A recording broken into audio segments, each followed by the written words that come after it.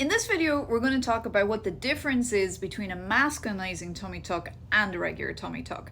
So it's super important whenever we're doing tummy tucks and reshaping the silhouette that we take the patient's gender identity into consideration, obviously.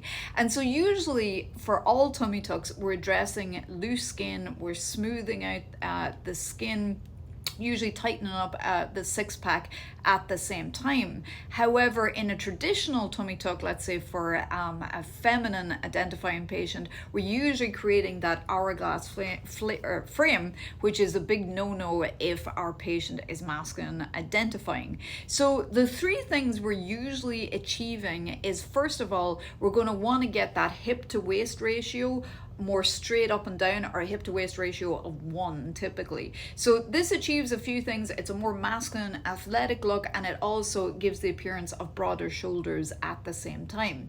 Usually how I'll do this is get rid of unwanted curves, typically in the kind of hip or love handle or flank area.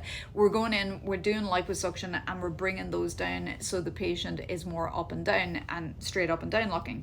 And then typically in most patients, we're going to better define the ab muscles at the same time so they have a more athletic look, and typically I'll do that with liposuction at the same time. So that is going to be step number 1. Step number 2, if we're going to tighten the six-pack muscles, and it really depends on whether the patient has any separation or not. Reasons patients have separation may be just their anatomy or because they've previously carried a child, for example.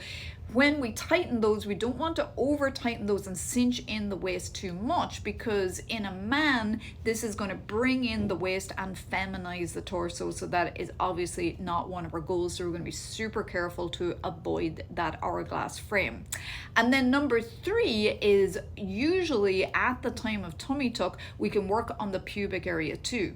A lot of men may carry some extra weight down in the pubic area. So sometimes we'll do some liposuction down there at the same time, and oftentimes we're doing what we call a pubic lift. Now this can have a few added benefits. Oftentimes it's going to lift up and better expose the male anatomy down there. So whether the patient is cis or trans, whatever sort of bottom growth they have, or just their male anatomy is going to be better exposed and more accessible, and therefore this is an extra enhancement at the time of this surgery. So these are 3 additional goals I'm always keeping in mind at the time of a tummy tuck in which we're doing masculinization at the same time.